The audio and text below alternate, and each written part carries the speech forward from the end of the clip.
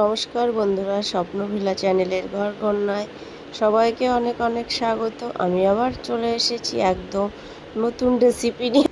এই রেসিপি এত সুন্দর খেতে এবং সুস্বাদু। বন্ধুরা, অনেকে দেখেই হয়তো বুঝতে পারছো কিসের রেসিপি, আবার কেউ কেউ না বুঝতেই পারো। আমাদের গ্রাম বাংলার দিকে কিন্তু খুবই জনপ্রিয়। এই রেসিপিটির নাম হলো পাকা পটলের শাঁস ভর্তা। এই যে পাকা পটলগুলো যখন পেকে একদম লাল হয়ে যায় তখন খেতে হয়। আমি এখানে 15-20টা মতো পাকা পটল নিয়ে নিয়েছি, তার থেকে শাঁস বের করে নিয়ে নিয়েছি। ভাজির জন্য একটা কড়াই বসিয়ে দিয়েছি। কড়াইতে দিয়ে দিয়েছি সর্ষের তেল। আমি সাধারণত কিন্তু সর্ষের তেলেই রান্না করে থাকি। দেখবে বন্ধুরা, তেল গরম হয়ে গেছে। তেল দিয়ে দেখুন ধোঁয়া উঠছে। আর ভাজির জন্য নিয়ে নিয়েছি পেঁয়াজ কুচি আর লঙ্কা চিড়ে। এবার প্রথমে পেঁয়াজ আর লঙ্কাগুলো লাল লাল করে ভেজে নেব।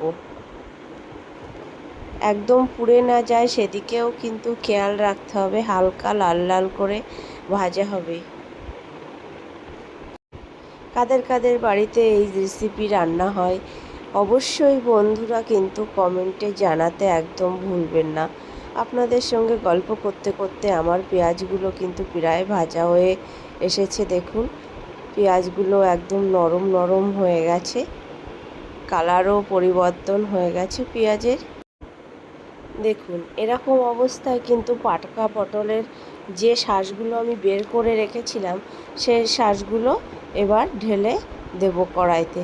ভালো করে নাড়িয়ে নেব। দেখুন, নাড়তে নাড়তে পাকা পটলগুলো কিন্তু অনেকটা জল ছেড়ে দেবে।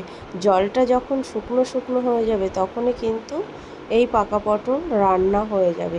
দিয়ে দেবো পরিমাণ মতো হলুদ, দিয়ে দেবো পরিমাণ মতো লবণ। পাকা পটলের শাঁস ভাজি করতে কিন্তু খুব বেশি মশলা কিংবা খুব বেশি তেল লাগেই না। এই শুধু কাঁচা লঙ্কা আর কাঁচা পেঁয়াজ, এই দুটি উপকরণ দিয়ে রান্না করলেই কিন্তু হয়ে যায়। কিন্তু এই ভর্তা খেতে যাও অসাধারণ। বন্ধুরা, বাড়িতে একবার বানিয়ে খেয়ে দেখবেন, অবশ্যই ভালো লাগবে আমার পদ্ধতিতে। দেখুন, পাকা পটলটা কিন্তু নাড়তে নাড়তে কেমন জলজলা ভাব হয়ে গেছে। যে দলা দলা ভাবটা ছিল সেটাও কেটে গেছে, একদম পুরো জল মতো হয়ে গেছে। দেখুন, যখন এই পাকা পটলটা নাড়তে নাড়তে পাকা পটল দিয়ে তেল ছেড়ে দেবে তখনই বুঝবেন যে আমার রান্নাটা হয়ে গেছে। একদম কম সময়ে নির্ঝঞ্ঝাট রান্না। অবশ্যই বন্ধুরা বাড়িতে রান্না করে খেয়ে দেখবেন, ভালো লাগবে। দেখুন, পাকা পটল দিয়ে কিন্তু তেল ছেড়ে দিয়েছে। এবার আমি এরকম অবস্থায় এই যে নামিয়ে নিয়েছি। এই তেলগুলো দেখতে পাচ্ছেন, এগুলো কিন্তু সর্ষের তেল নয়। আপনারা দেখেছেন যে আমি কতটুকু তেল দিয়ে পাকা পটলের শাঁস রান্না করেছি। এই পাকা পটল দিয়েই এরকম তেল ছাড়ে।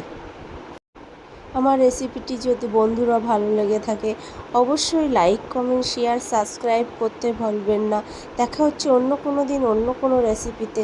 ভালো থাকবেন, সুস্থ থাকবেন। ধন্যবাদ, টাটা।